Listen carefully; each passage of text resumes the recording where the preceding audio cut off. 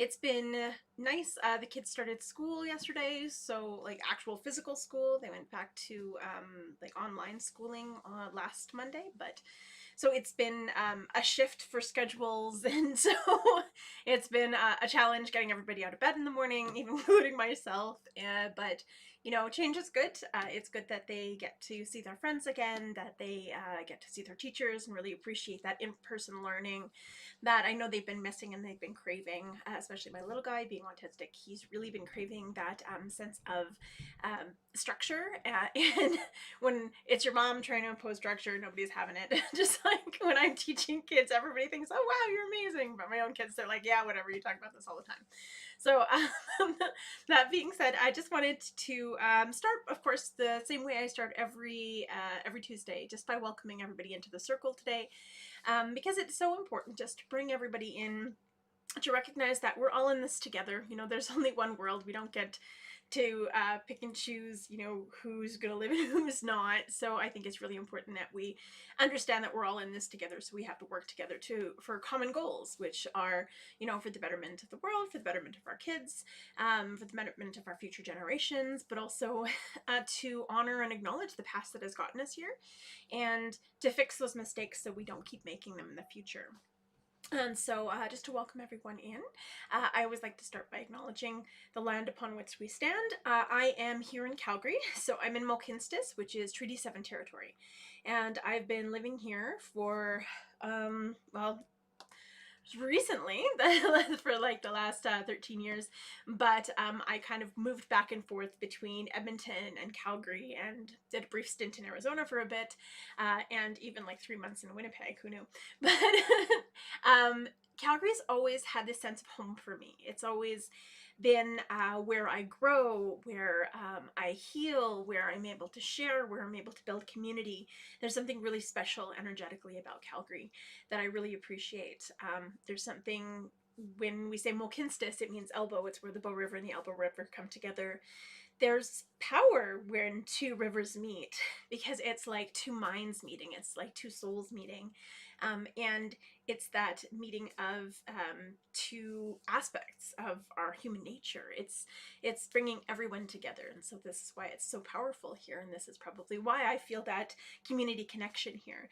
So I honor the Blackfoot of Siksika, Kainai, and Piikani for all of the teachings that they've carried.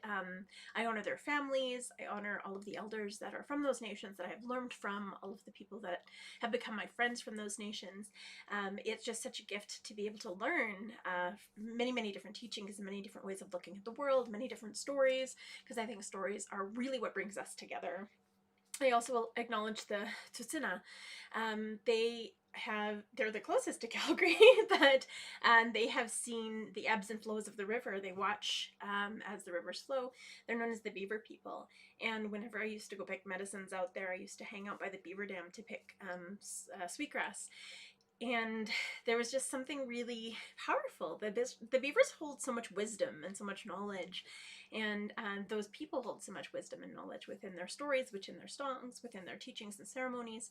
And so it was a blessing to learn from all of those people out there, from so many different elders out there, and fantastic knowledge keepers out there, and some really great friends that have taught me so much about, you know, what perseverance really looks like. And then, of course, I honor the Stoney Nakoda from Morley, which includes Chiniki, Bearspaw, and Wesley First Nations. It's just so beautiful out there. You're like right on the way to the mountains. As you drive up there, is just the sky almost opens up with all of these mountains in front of you. And there's this tranquility and this humbleness that comes from seeing the mountains. I go out there to sweat all the time, and it's such a gift and it's a blessing. There's something really, really powerful out there. And the Stony, they carry all of this knowledge and all of this wisdom, but also they are originally from down south, so they carry a lot of that knowledge and wisdom as well. And so it teaches us that no matter how far we are from home, we're still deeply connected. And so I'm so thankful that I live where I live, because I've learned so much from all of those nations. I've learned so much about myself and my own teachings, not by comparing, but by seeing where those similarities lie and where that strength is. And so I honor that. That's what the Land Acknowledgement is. It's really about humbling yourself to not only the people that have originally been here, the knowledge that they've kept, the stories that they've kept that are steeped into this land, but also the relationship that we have with the land itself, the relationship that we have with each other, and the relationship that we need to maintain with ourselves, because that's truly what healing is. I also acknowledge the Métis, Region 3, which is why I proudly wear my Métis sash, to act as that bridge between Indigenous and non-Indigenous culture. And so just to welcome everyone into the circle today, I wanted to share the Cree welcome song. I love sharing this song because it just puts you in the right space. It really welcomes everyone into the circle in a really meaningful way. This song is from the Nataha family from Sturgeon Lake Cree Nation, which is on the border of Saskatchewan and Alberta. And I have cousins up there, but I'm just really thankful for that family for keeping this song alive, for keeping these stories alive. Thanks, cousin. Because without them, I mean, we wouldn't be here. These are just such an intrinsic part of who we are. And it shows how resilient people can be. And so when I sing this song, I really honor that family. We usually sing songs in rounds of 4 to honor the 4 directions of the medicine wheel, but this song's a little different. We actually sing it in rounds of 3, and that's to keep the circle open and welcoming so everyone completes the circle today. Because in a circle, we're all connected. There's no beginning, there's no end, no one is greater or less than anyone else in the circle, just like in the Hoop of Life. So it teaches us to honor each other for those differences, because if everybody was exactly the same, the world would be incredibly boring and nothing would ever get done. So we need those differences. We need, everyone with their incredible abilities and knowledge and passion to bring that into the circle. We need the doctors, and we need the engineers and the architects, and we need the artists, and we need the amazing chefs, and we need the farmers. We need the people who are the caregivers, both of animals and of humans. We need everybody in that circle to make the world work. And so it reminds us not to judge anyone, because we don't know what they're amazing at, and we don't know what we can learn from them. So it's really about keeping our hearts and our minds and our spirits open to any of the possibilities of just meeting someone who maybe doesn't see eye to eye. It's really about finding those compromises and coming together to make our community resilient and strong. And so Miasin, which is the Cree welcome song, again, doesn't just mean welcome, it also means beautiful. It is beautiful to be with you today. Spun a little quick.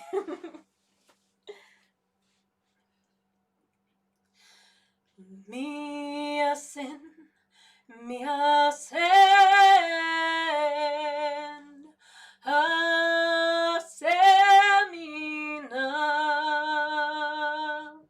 asemina, epetakote,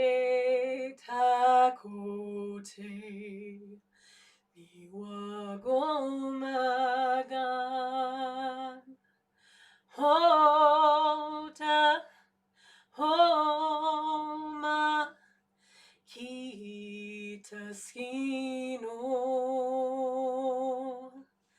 miasen, miasen, hasemina,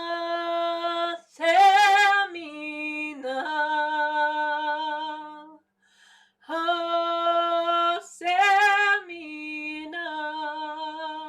epetakote, niwagomagan, hota,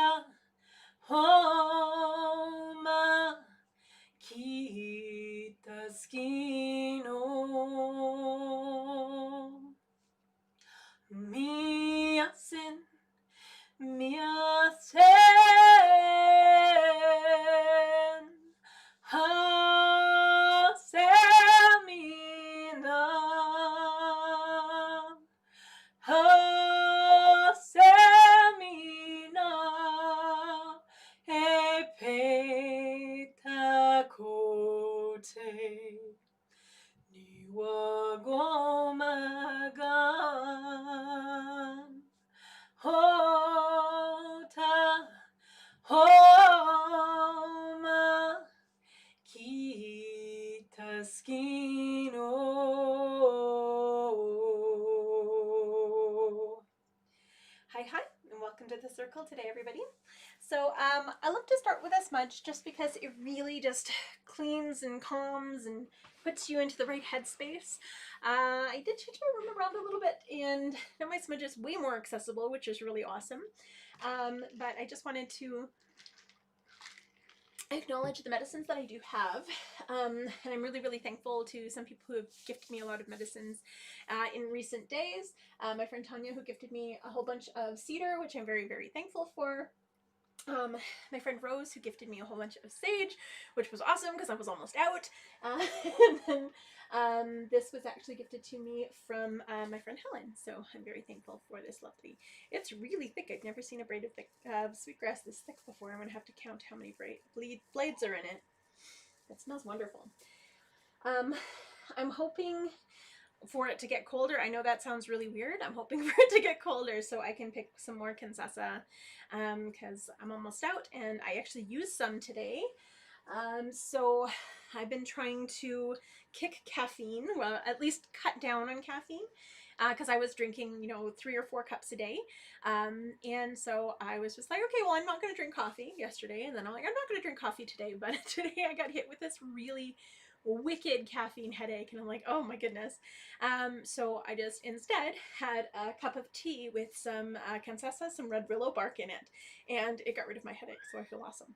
So I really love the fact that our traditional medicines, if used correctly, can do amazing things. And so it's all about in moderation and knowing what to use and when to use it. So that being said, I'm going to talk a little bit about the medicines and understanding that when I share, I can only share what I know. I can only share my teachings, and they might be different because I share OG Cree teachings. They might be different than Blackfoot teachings, or than my cousins from up north, slightly different than the Tsutsuna has different teachings than I do, or the Stonies have different teachings, Dene have different teachings. So it's not about right or wrong, it's just about different. And depending on where we are, depends on what the medicines are or the way we look at the world. I mean, even when we look at the Mohawk, I'm OG Cree, so I go to the east, and then I go in clockwise, but they go counterclockwise because they're people of the lake, so they reflect the sky, whereas we follow the sun. Slightly different teachings, not right or wrong, just different ways of looking at the world. And this is why it's really important to learn from as many elders and knowledge keepers as you can, because you never know what's going to really resonate with you and what's going to help you on your path. And so that being said, I can only share what I know. And I don't go really in depth with the medicines as much as I can, because this is only an hour-long live stream and I still want to rock out some songs. So that being said, in the east we have the element of fire, because that's where grandfather sun rises. That's masculine energy, because of course it's grandfather sun. That's our mind, because it's really about illuminating our path. It's our childhood, because that's where we start our lives. It's the springtime, because that's where we start our seasons. And that's when grandfather sun comes back to the earth. And then the medicines there is sweetgrass. And sweetgrass usually has 7 blades in each section of the braid to represent the 7 generations, and to represent our 7 teachings and how they're all intertwined, they're all interconnected. And so it really helps us make really good decisions. Whenever I'm struggling with little anxiety, I just burn a little bit of sweetgrass, and it really does kind of help me focus. It helps me just clear away any of the anxiety. That really sweet smell just really calms your mind, and I use it a lot for my kids, because both my boys have autism, and so on days when they were really, really stressed out and really couldn't focus and really couldn't calm their mind, we would smudge with sweetgrass and they would be able to have better days. So it was good. And we're going to go to the south, and in the south we have cedar. Cedar is amazing. It's cold and flu season, so I usually have about a cup of cedar tea a week during cold and flu season, just as a preventative. If I ever feel like a little tickle in my throat, or especially like, I don't know, there's something going on in the air right now, so I've been boiling cedar on the stove and like breathing in the vapors, because it really does help with my asthma. But it's antibacterial, antifungal, antiviral. It's got an antihistamine in it. It's got a numbing agent in it, so when you have a tickly throat and you drink it, it actually calms your throat, it numbs your throat. We would use it for toothaches. You can put it in your bath, just boil it and then throw it in your bath water, and it's amazing for aches, pains, fibromyalgia. It's just awesome. I use a lot of cedar, which is why I was really thankful when Tanya gave me some because I was running low. But yeah, so now I have plenty. I have a plethora of cedar, so I'm very thankful for that because I use it quite a bit. It did help me a lot when I was going through my multiple surgeries, because there were some days when my muscles were dystrophying from all of the surgeries and not being able to move certain muscles, not maybe being able to move certain aspects. And so when I was able to come home from the hospital, one of the first things I did was have a cedar bath, and it made just a world of difference in the way that my scars were like really swollen. It brought down the swelling. Like, it's amazing. So I swear by cedar for pretty much everything having to do with the body. It's kind of my primary go-to. And then the last, sorry, not the last, the one in the west. This is what we'll be smudging with today. This is sage, sage being the women's medicine. It's connected to water. It's connected to Grandmother Moon. We have Grandmother Moon in the west because we have Grandfather Sun in the east. It's all about balance. When we say medicine wheel, that's what it is. It's balance. It's about asking for the things that we need in our lives, and letting go of the things that we don't. So, it always smells so good. So this is buffalo sage. We also known as buffalo grass. It grows like crazy throughout the prairies. And so, oops. I pick lots of it in the summer. I actually went out sage picking 5 times this summer. No, 6 times. And I still went through all of it because I use quite a bit of sage, especially when it comes to different events, like Sisters in Spirit.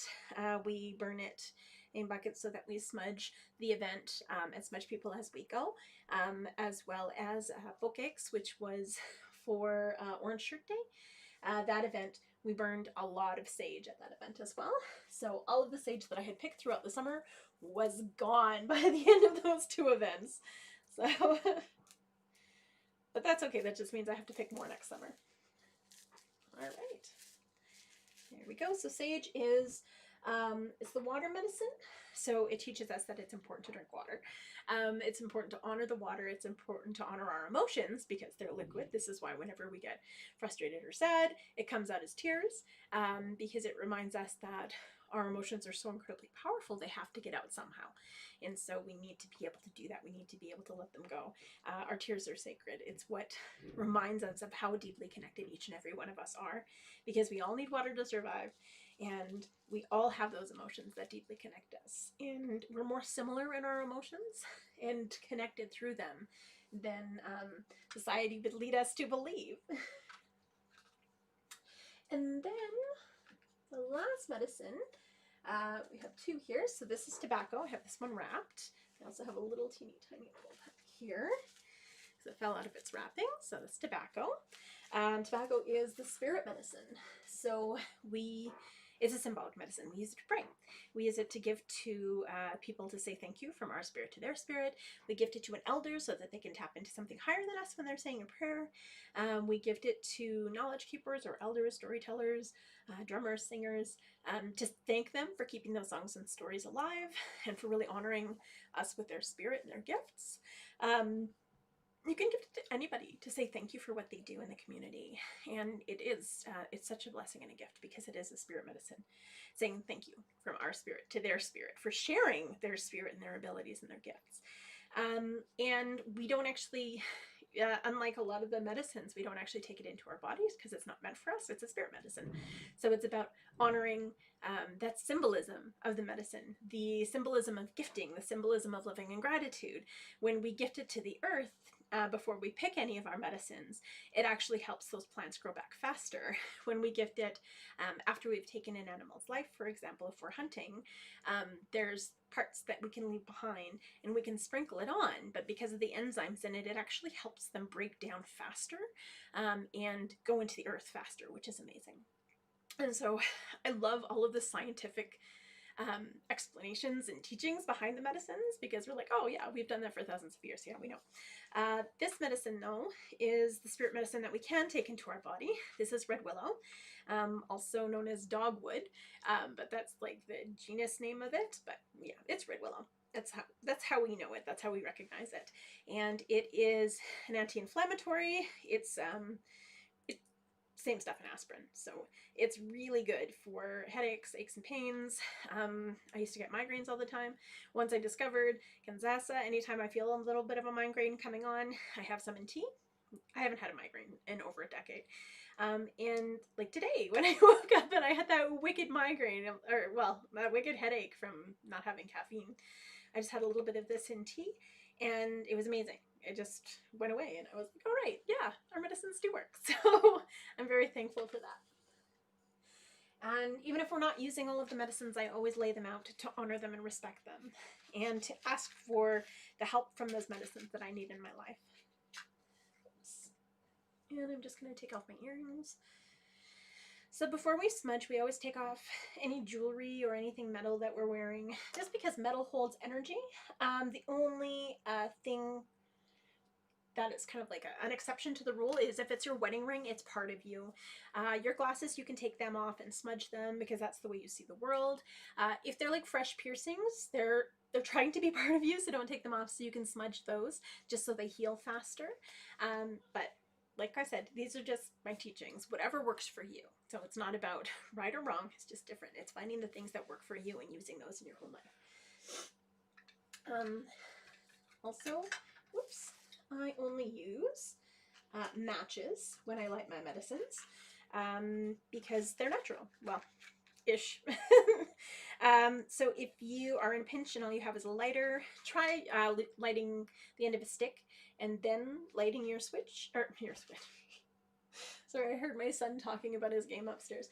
And light your smudge, just because you want to keep it as natural as possible. Again, there's no right or wrong way to smudge. It's whatever feels good to you. This is my public smudge bowl.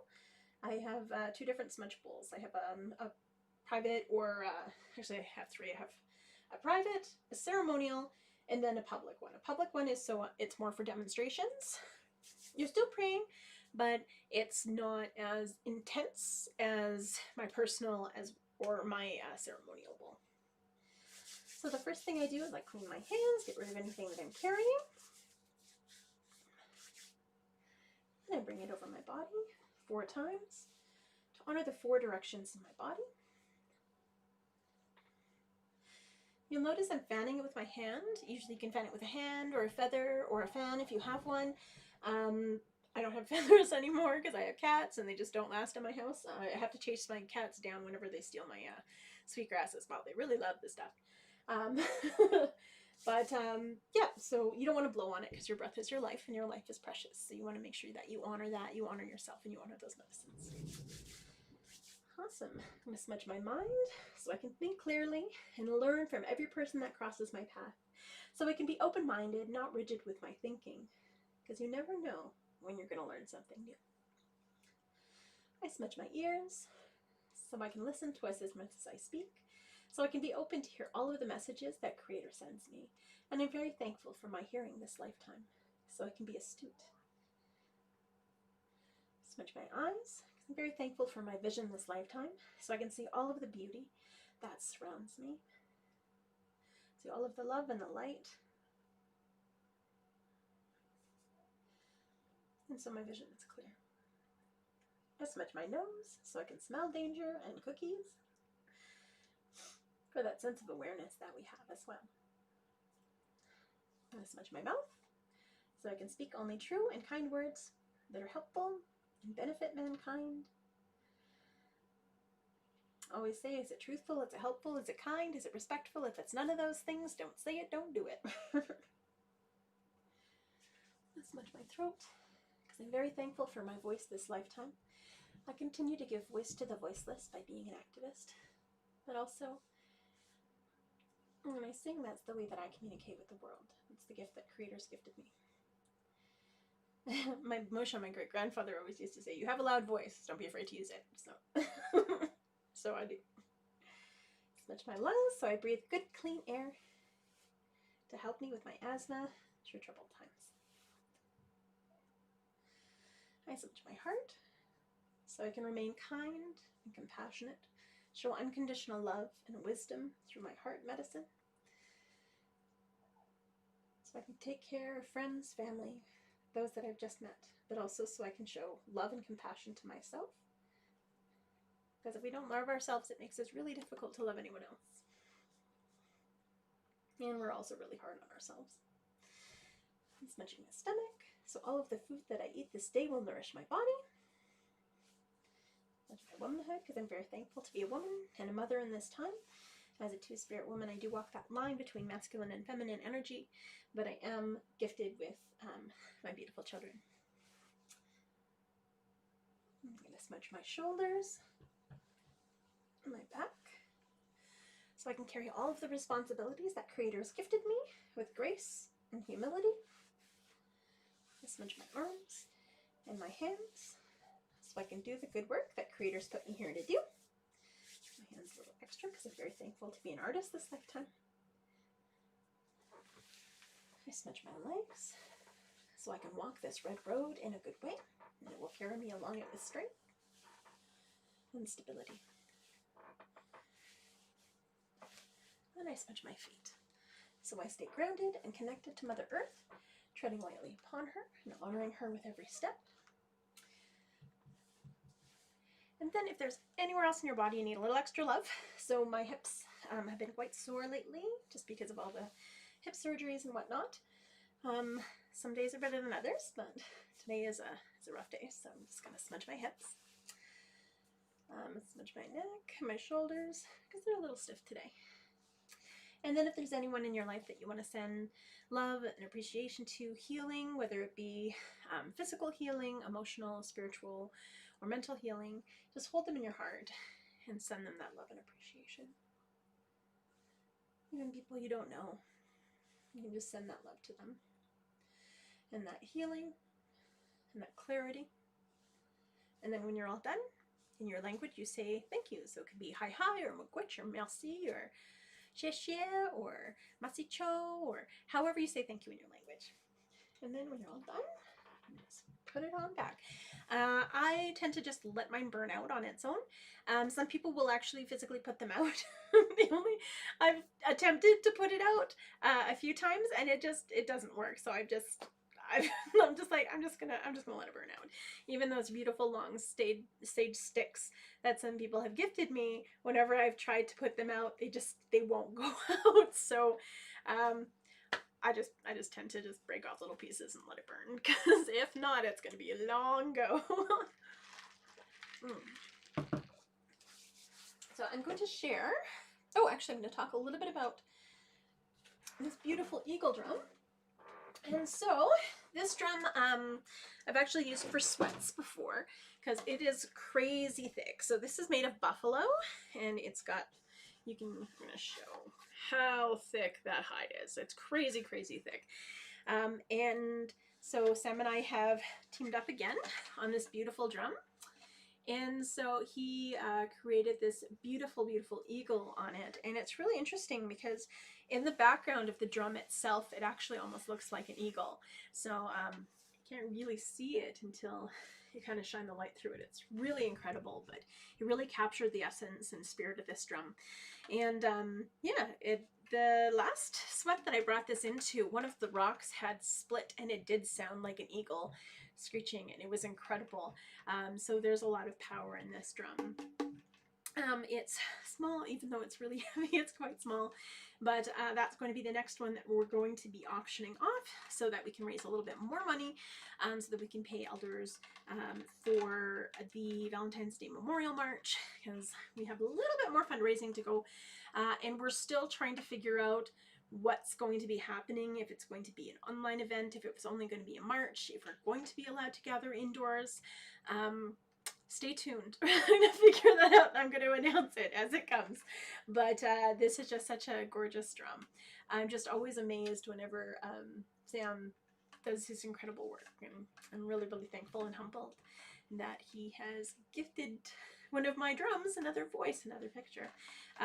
The way that it's laced, it's actually, this is Salish style, which makes sense. There's a lot of eagles out on the west coast, but it goes from point to point to point, and so it reminds us to really stay focused and kind of keep our eye on the prize. That's a really good way of looking at it. But it's really about knowing exactly where you're going and how to get there. And when you get distracted, making sure that you push yourself back on course so that you can get where you need to. And the Salish needed to know how to do that because there's so many different islands that if you went the wrong way around an island, or if you were there at the wrong time, you could get stuck, you could get beached, you can get swept out to sea.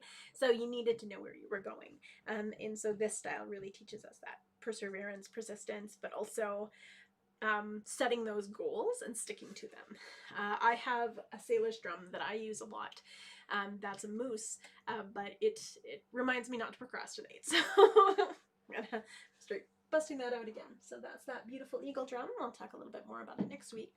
And we're gonna probably do another draw. And so here we go. I'm gonna just share. I'm going to learn the eagle song for next week so I can actually honor that drum with the eagle song. But for now, I'm going to sing the bear song because the bear song's really been on my heart and my mind a lot. I had a dream about a bear the other day. A couple of days ago. And so the bear has really been front of mind for me. But the bear teaches us really about community. It teaches us how to really look out for each other, that everybody has a gift, everybody has a spirit, everybody has a teaching. But the bear knows that it's there to keep everything in balance. And it teaches us never to take more than what we need, because if we take more than what we need, then somebody else is going to be without. It teaches us really how to listen to the environment, how to listen to the winds, how to listen to the water, how to listen to the sun and the moon, because it will teach us, the next steps that we need to take. It will teach us how to honor the world around us. The bear is just amazing because it knows exactly what to eat and when to eat it. So this is what it's always taught us, to really pay attention and only take what is necessary at any given time so that we don't deplete things. And so the bear really is like the king of sustainability, but it also teaches us that in our communities, we have to be able to, do our part, play our role. And if we're not sharing our gifts, if we're not helping in the way that we need to, then, not only are we depriving, ourselves of the awesomeness that we can be, but we're taking that away from other people in our community. And so we need to be able to gift fully and completely.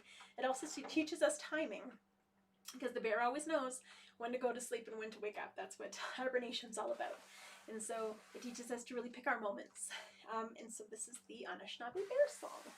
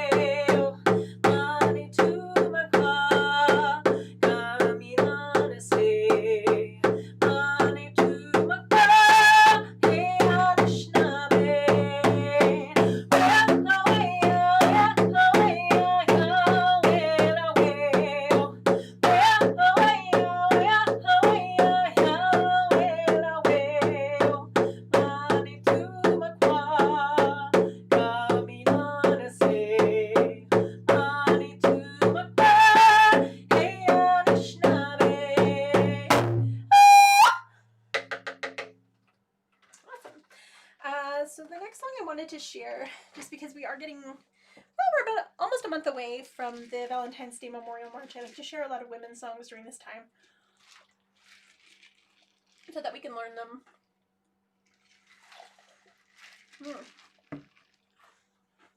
Sorry. And then, because it's so powerful when you can sing together. But I want to share the Mother Song, because it's been in my heart and on my mind a lot lately. And I learned the Mother Song from my friend Lacey. And we did kind of a song exchange. So I shared with her the healing song, and she shared with me the Mother Song that she had learned from an elder. And it's just such a perfect song. It's such a beautiful song. And it's so heartbreaking at the same time. And so in the song, you can hear a mother calling out to her child and the child coming back. And then the child drifts further and further and further away.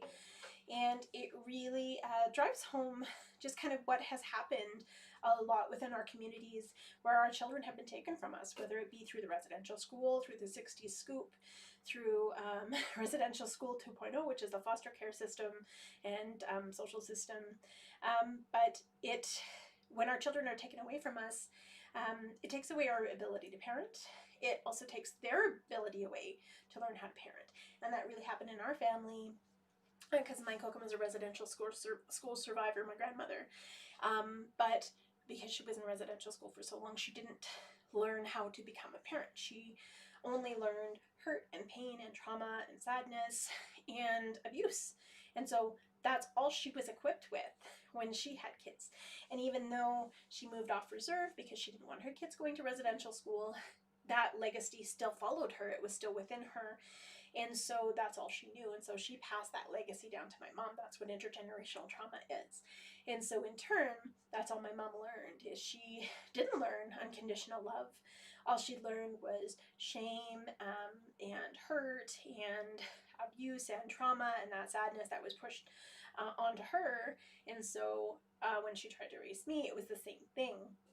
But I knew that that wasn't mine to carry. I recognized where it came from, and I was able to break that cycle of abuse with my own kids by going back to my roots and actually connecting with culture, connecting with community, connecting with spirit, connecting with the songs and the stories and the ceremonies and the prayers and the just all of those wonderful things that really showed me that there was more.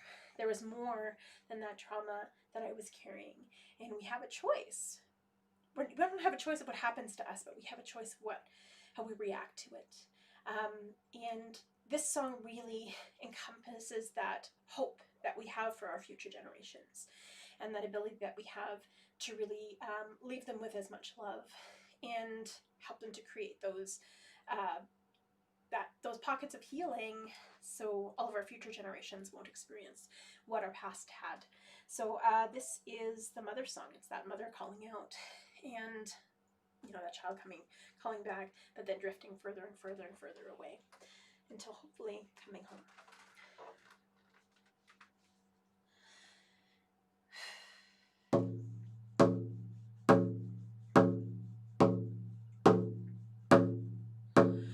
Hey,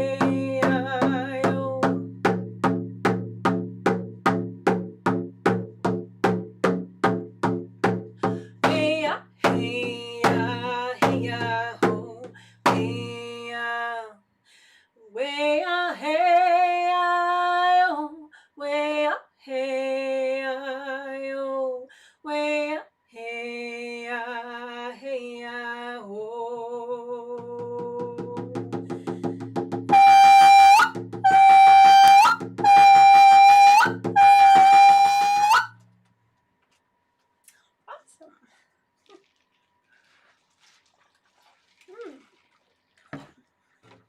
Hello. So I'm going to share the Women's Warrior song. This song is Salish, like that style of drum. And so it's from the West Coast, and it's really become an anthem for murder and missing Indigenous women. It was also an anthem for women during the American Indian movement. Oh, McWitch, thank you. And it's really, really powerful. It has this strength, and it teaches us about, what a warrior is. And a warrior isn't necessarily the one who's on the front lines fighting. Yes, that is a style of warrior, but a true warrior is someone who stands up for what's right, stands up for what's right in their community, what's right for themselves, what's right for their families, what's right in the world. The ones who really advocate for people who cannot advocate for themselves. The ones who raise their voice when faced with adversity. And the strongest warriors are sometimes the most gentle warriors. They're the ones that really step in when no one else will. They're the ones who step in when they've had a sister or a daughter or a loved one who has gone missing or has been murdered. They step in to raise their children. That's truly a warrior. A warrior during AIM was the grandmothers. They weren't on the front lines. They're the ones behind the scenes, making sure that everybody was fed, making sure that all of the kids were taken care of, making sure that anybody who needed anything on the front lines, who were, being those forthright warriors, that they were supported. And that truly is what a warrior spirit is. It's those grandmothers that stood up and took care of the people who were standing up for their entire nation. And so when we sing this song, we do that to really honor that warrior spirit that's in each and every one of us. We honor the warriors who have come before us, the warriors that will follow in our footsteps, the warriors of the women who are striving for justice, all people that are striving for justice for those that we have lost, and for the work that we need to do moving forward. And so this is the Women's Warrior Song.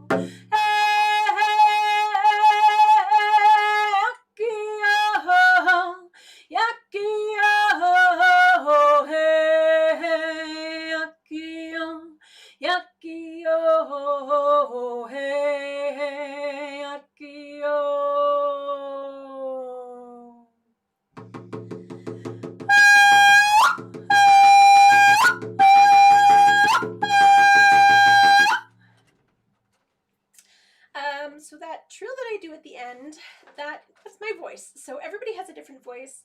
And it comes right here, right from your belly button, because that's where your spirit is. Your head can trick you, your heart can trick you, but your spirit never lies. This is why it's called our gut instinct or our gut intuition, because we always know whatever we hear first, that's always 100% right.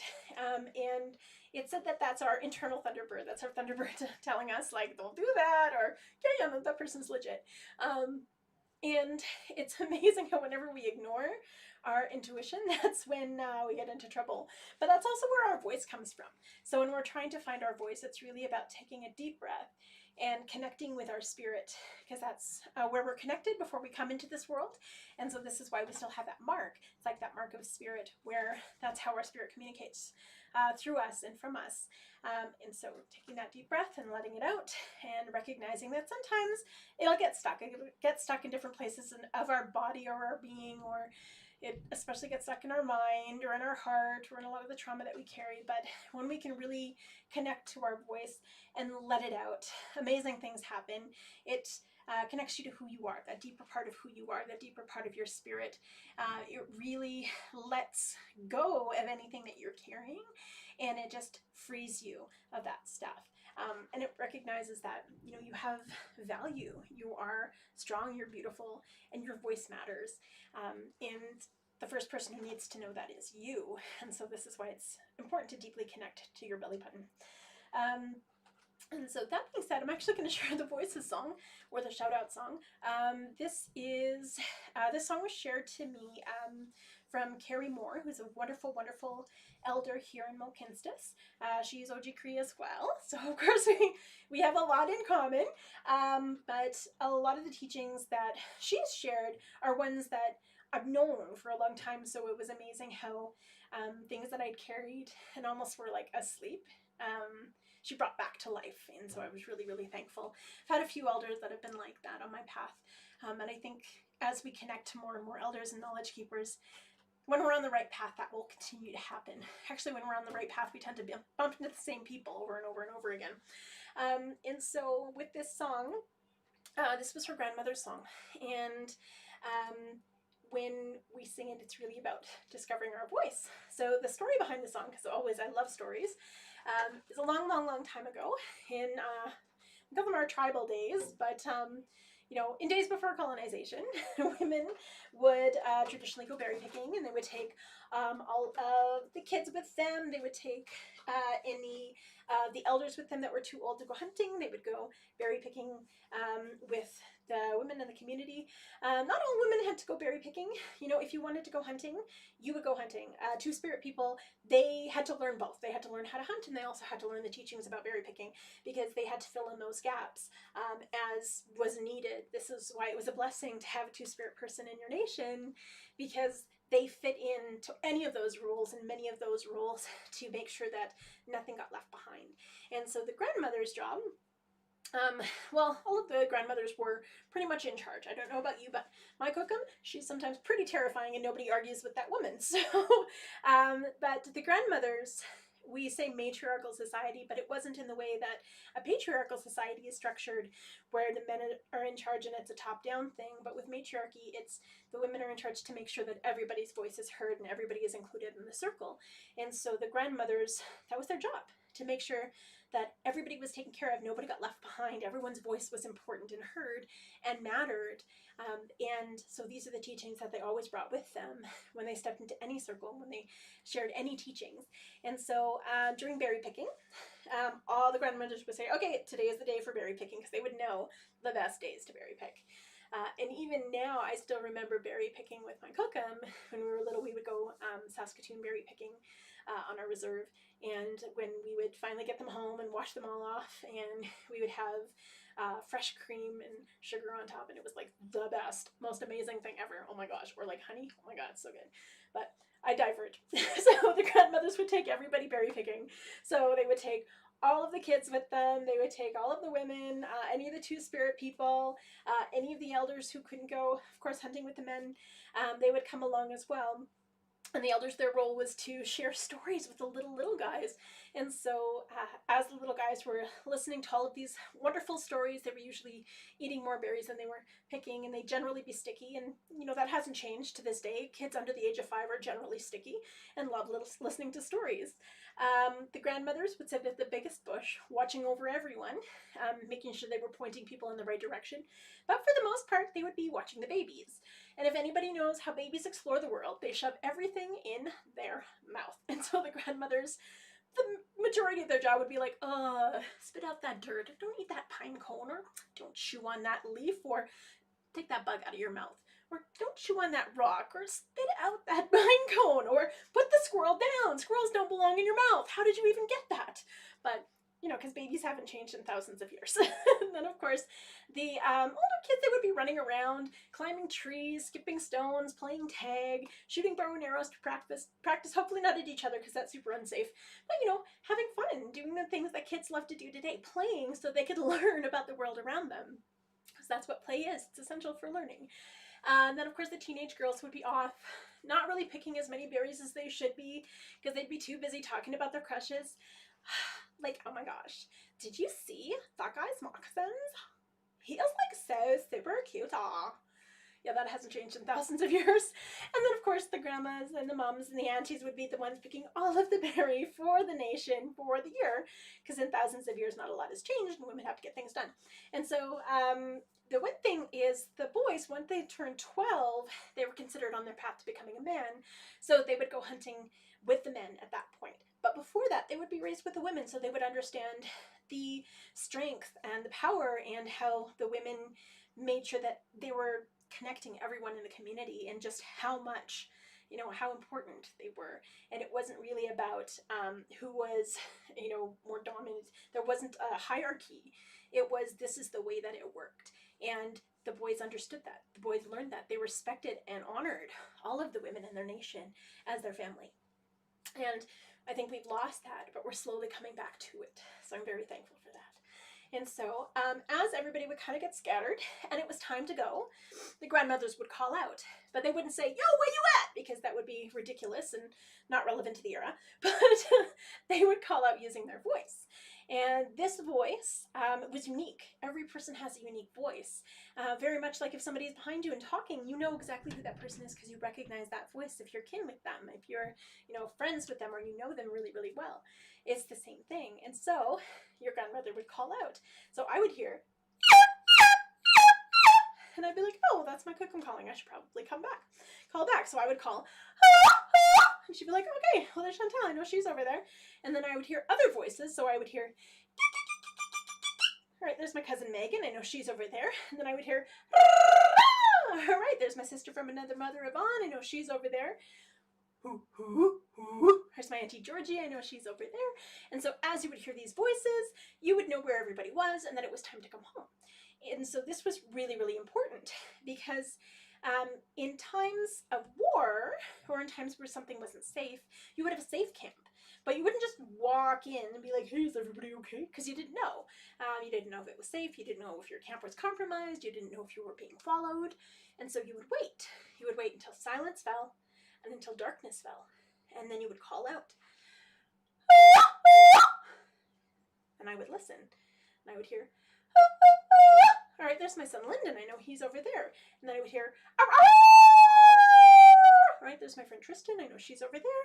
And then I would hear, my Auntie Georgie again over there. Hi, hi, hi! I can't even do my mom's voice with a straight face, but she's over there. And then as you would hear all of these voices, you would know exactly where everybody was and that it was safe to come home. And then you would come back together, and then you would have a celebration, and you'd welcome everybody back, and you would rebuild. And now we don't use our voices like we used to. I mean, I do because I'm a crazy person. But, and it's just so amazing and so empowering when you do use your voice. But once you find your voice, amazing things happen because you find a piece of yourself that's been missing. And sometimes when we're trying to find our voice, it gets a little muddled, it gets a little stuck in different places. So you got to figure out, where is it getting stuck? Why is it getting stuck? And let those things out. So it's getting stuck here in your mind because a lot of times you just overthink and then nothing happens. So is it getting stuck here in your mouth? Because a lot of times you're just talking for the sake of talking, but there's not a lot of you in those words. Is it getting stuck here in your throat? Because you're just not speaking out for yourself. You're not speaking up for those people in your community, your friends, your family. You're not standing up for what's right. And so you're not only smothering your own voice, you're smothering the voice of your nation. Is it getting stuck here in your shoulders or your back? So this is stresses like school or friends or family, or, you know, all of those voices that we put on for other people. Sometimes our voice can get lost in the shuffle. So it's really about releasing those things and knowing if they're meant to be in your life, they're going to honor and respect your true voice. Is it getting stuck here in your heart? So this, or in your chest, this is where like hurt and trauma and sadness, that's where that lays. And so it's really about letting those things go and recognizing that you deserve love. And the only person who needs to love you is you. And once you discover that, you're able to release that pain and that trauma and that hurt and those things that have happened in the past because you have that true love for yourself. Is it getting stuck here in your stomach? So this is your insecurities. So this is your self-worth, your self-esteem. So anytime that you say something bad to yourself, like I'm not worthy or not good enough, or I'm not smart enough, or you know, that person's better than me, don't compare yourself to someone else ever, because that's never going to work, because you're not that person, just like they are not you. They do not have the amazing gifts that you have, just like you don't have what they have. And so don't compare yourself to others, because it really is a slippery slope.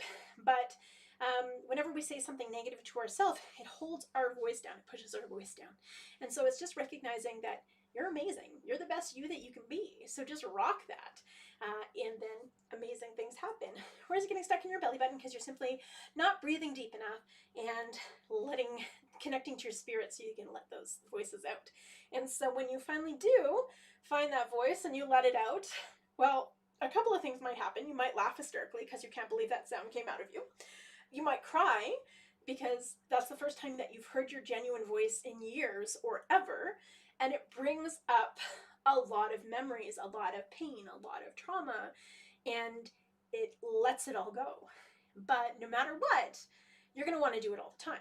I use my voice all the time. I use mine at Walmart. I use mine at the grocery store. I use mine at schools or at rallies or wherever I'm at. Because it's the easiest way to find me and it's the easiest way to command attention.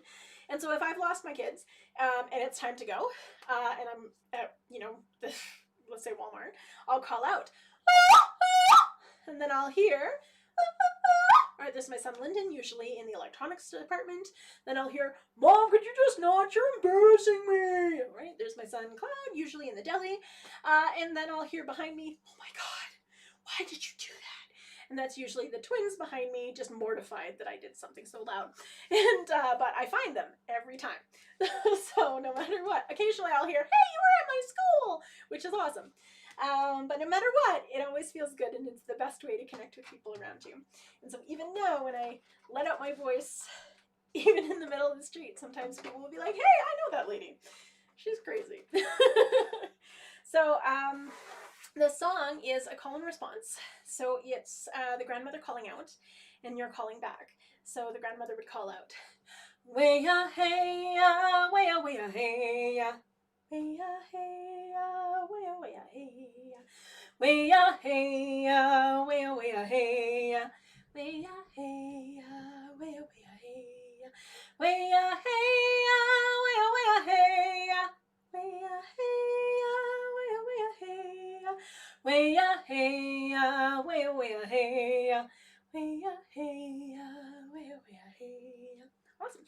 So we're going to sing that through 4 times, but it tells the story that I just told. So the 3rd time is that part of the story where they're looking for their safe camp. So we're actually going to really, really quiet.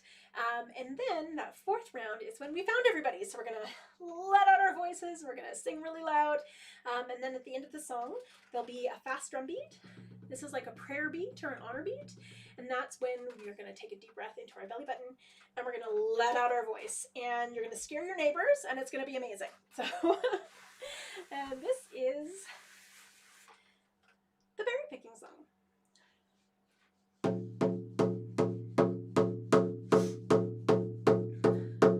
Way-ya, hey-ya, way-ya, way-ya, hey-ya.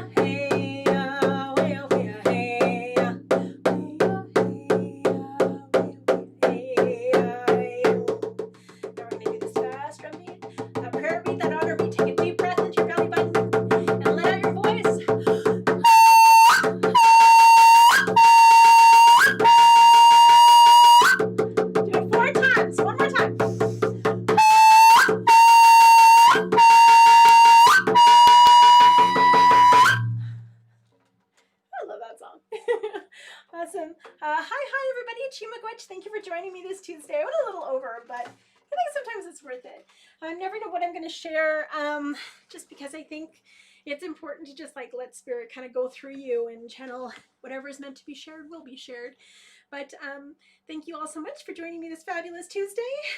Please, stay tuned for more updates. Also, next week we'll be starting to auction off that drum, so we'll kind of figure out what format.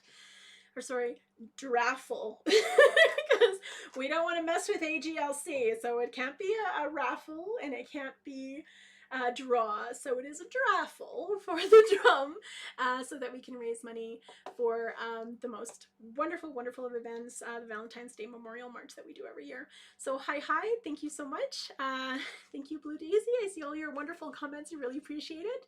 And we shall see everybody next week. Hi, everyone. Chimagwitch.